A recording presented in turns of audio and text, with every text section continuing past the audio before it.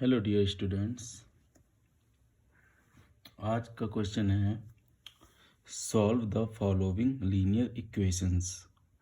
ठीक है, यहाँ पे कुछ लीनियर इक्वेशंस हैं ए बी एंड सी ना, तीन इक्वेशंस हैं। इनको हम वन बाय वन सॉल्व करेंगे। ठीक है, इसमें हमें देखो ये एक्स है ना, एक्स के लिए सॉल्व करना है। यहाँ पे वेरिएबल एन है तो एन के लिए सॉल्व करना है, और यहाँ पे वेरिएबल एक्स है ना, तो एक्स के लिए सॉल्व करेंगे। तो देखो वन बाय वन कैसे सॉल्व करेंगे इसको।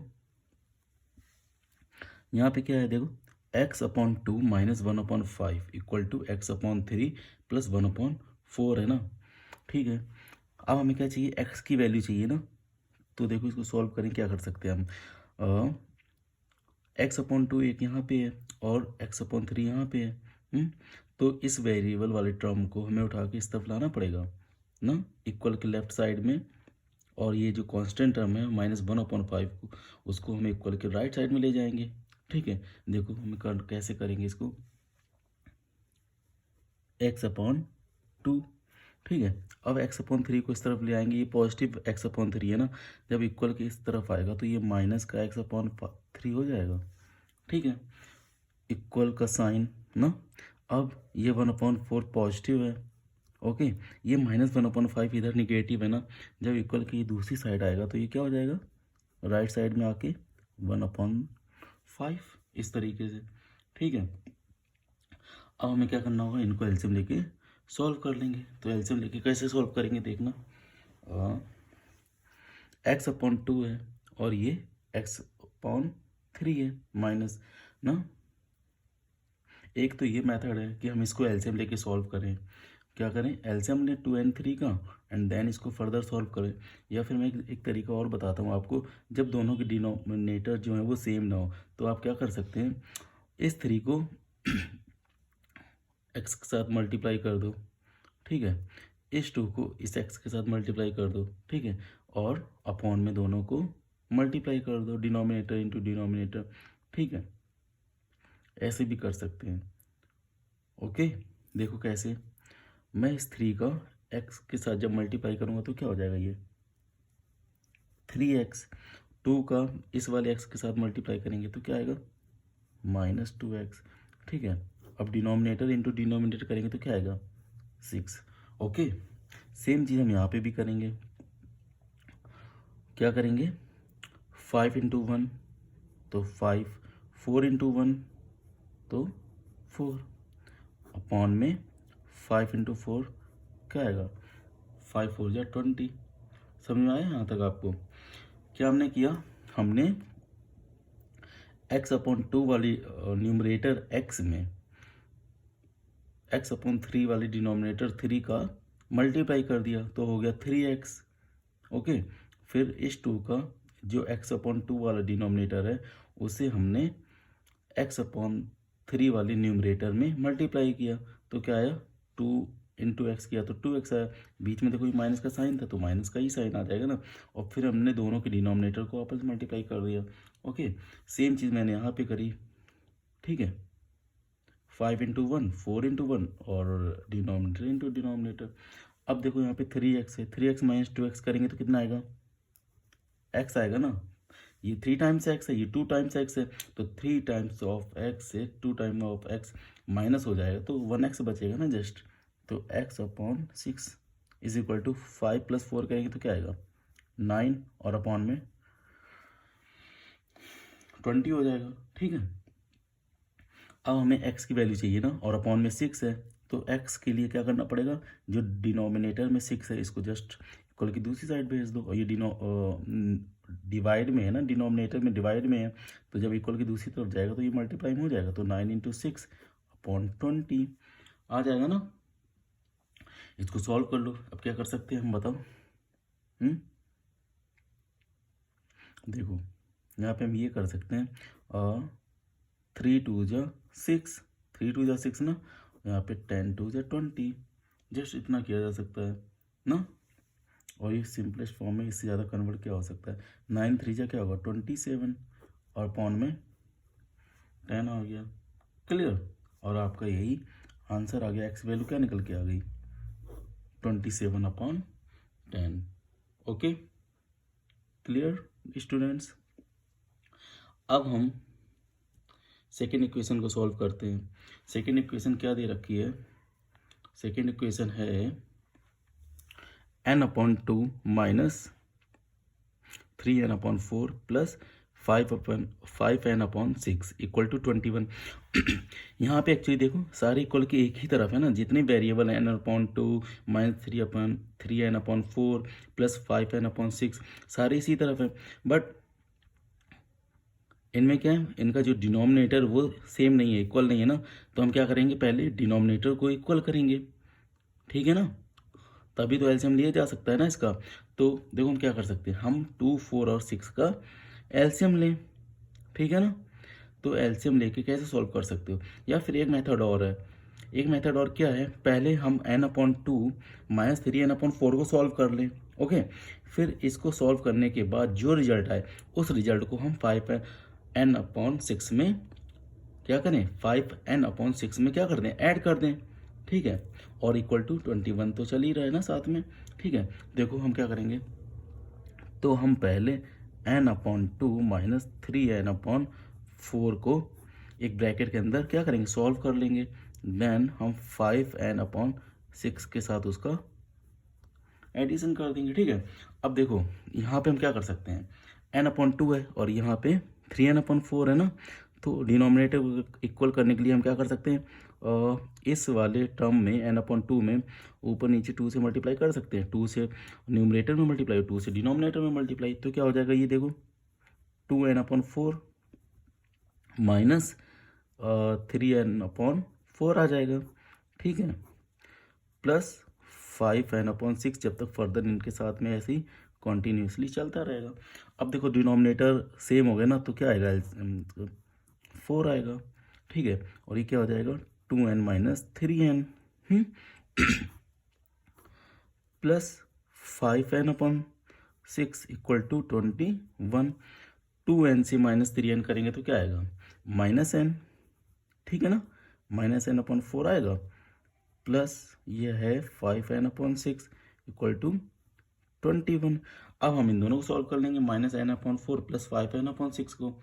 तो इनको सॉल्व कैसे करेंगे, देखो फिर से हमें क्या करना पड़ेगा, बोलो, डिनोमिनेटर्स को इक्वल करना पड़ेगा। एक तो मेथड ये है कि हम डिनोमिनेटर्स इक्वल कर लें, या फिर हम क्या कर सकते हैं, देखो एक तरीका ऐसा भी है कि इस वाले डिनोमिनेटर से मैं इसमें इस वाले टर्म में ऊपर नीचे मल्टीप्लाई कर दूं n/4 वाले टर्म में, तो हम क्या कर सकते हैं, 6 से ऊपर नीचे मल्टीप्लाई कर दिया, किस वाले डिनोमिनेटर से, जो 5n/6 वाला डिनोमिनेटर है, इससे मैंने n/4 में ऊपर नीचे 6 से मल्टीप्लाई कर दिया, और n/4 वाले डिनोमिनेटर का 4 मैं इसमें मल्टीप्लाई कर दूं ऊपर नीचे ऐसे करके, ठीक है। तो देखो क्या आएगा, ये -6n हो जाएगा अपॉन 6 4 जा 24 प्लस 5 4 जा 20n अपॉन 24 इक्वल टू 21। समझ में आया दोस्तों आप लोगों को? आप लोगों को कहीं भी कोई प्रॉब्लम लग रही तो आप मुझसे पूछ सकते हैं, ऐसे इतना हम कर सकते। देखो अब डिनोमिनेटर तो इक्वल हो गया, तो एलसीएम 24 आ जाएगा, और 6n plus 20n equal to 21 आ गया। अब -6n है प्लस 20n है, तो जब इसको माइनस करेंगे तो क्या आएगा बताओ, 14n आएगा, 14n/24 इक्वल टू 21। अब हम क्या कर सकते हैं, 24 से 21 में मल्टीप्लाई हो जाएगा डिनोमिनेटर में, तो उस तरफ जाएगा तो मल्टीप्लाई होएगा, और 14 जो यहाँ पे इसके अपॉन में 1 लिख लेते हैं। चलो हम पहले क्या करते हैं, 21/1 लिख सकते हैं। अब हम क्या करेंगे, 24 जो डिनोमिनेटर में इक्वल की दूसरी तरफ जाके मल्टीप्लाई हो जाएगा, और जो ये मल्टीप्लाई में है 14n, तो ये क्या होगा, इधर डिवाइड में चला जाएगा, ठीक है।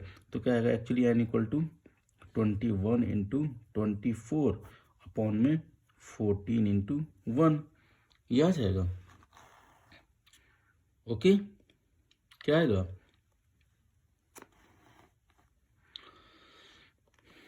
अब इसको सॉल्व करो तो एन की वैल्यू क्या आ जाएगी बताओ मुझे। एन की वैल्यू आ जाएगी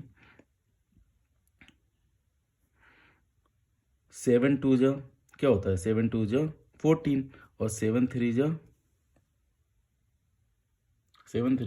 21।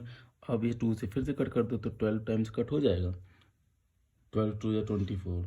ठीक है, ये पूरा कट हो गया। अब 12 इंटू 3 करेंगे तो क्या आएगा, 12 इंटू 3 36 ना, 12 3 जा 36, तो इनकी वैल्यू आ गई 36। आया समझ में स्टूडेंट्स आप लोगों को ये क्वेश्चन? अगर आपको कहीं भी सॉल्व करने में कोई भी प्रॉब्लम ड्यूरिंग जब मैं ये सॉल्व कर रहा था उस दौरान आपको कोई भी प्रॉब्लम लगी हो कहीं भी किसी भी स्टेप में, तो आप मेरे से कमेंट्स में पूछ सकते हो। ओके, चलिए अब हम इक्वेशन नंबर 3 सॉल्व करते हैं, इक्वेशन नंबर सी सॉल्व करते हैं। तो इक्वेशन नंबर सी क्या है देखो, इक्वेशन नंबर सी है x + 7 - 8x/3 = 17/6 - 5x/2। ठीक है, तो हम इसको देखो कैसे सॉल्व कर सकते हैं। एक x वाला टर्म ये है, एक -8x/3 ये है, और एक इक्वल के दूसरी तरफ है ना 5x/2। तीन टर्म्स है ना, x वाले वेरिएबल वाले। कांस्टेंट वाले टर्म कितने, एक 17/6 है और एक +7 यहाँ पे है। क्लियर ना। अब हम वेरिएबल वाले जितने भी टर्म्स हैं उनको एक साथ रख लेंगे और जो कांस्टेंट वाले टर्म है उसको इक्वल के दूसरी साइड रख लेंगे ना। तो करो इसको, x और ये क्या है -8x/3 है, और ये क्या है -5x/2 है ना।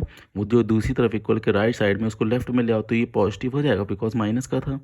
जब इस तरफ आएगा तो ये पॉजिटिव पे हो जाएगा। ओके, ये 17/6 है, +7 है, उस तरफ गया तो ये -7 हो जाएगा। ठीक है इतना। अब हम क्या कर सकते हैं इसको देखो, पहले हम क्या करते हैं, इन दोनों को एक साथ सॉल्व कर लेते हैं एक ब्रैकेट के अंदर, x - 8x/3 को। फिर हम क्या करेंगे उसको प्लस कर देंगे 5x/2 के साथ। तो हम देखो x के अपन में 1 ले लेते हैं। हम क्या करते हैं इसका क्रॉस मल्टीप्लिकेशन, x का 3 से कर देंगे और 1 का 8x कर देंगे और दोनों डिनोमिनेटर इंटू डिनोमिनेटर कर देंगे। ठीक है, क्या करो 3 का x के साथ कर दो तो 3x हो जाएगा, 1 का 8x से करोगे तो 8x हो जाएगा, और 3 × 1 करेंगे तो 3 ही आएगा।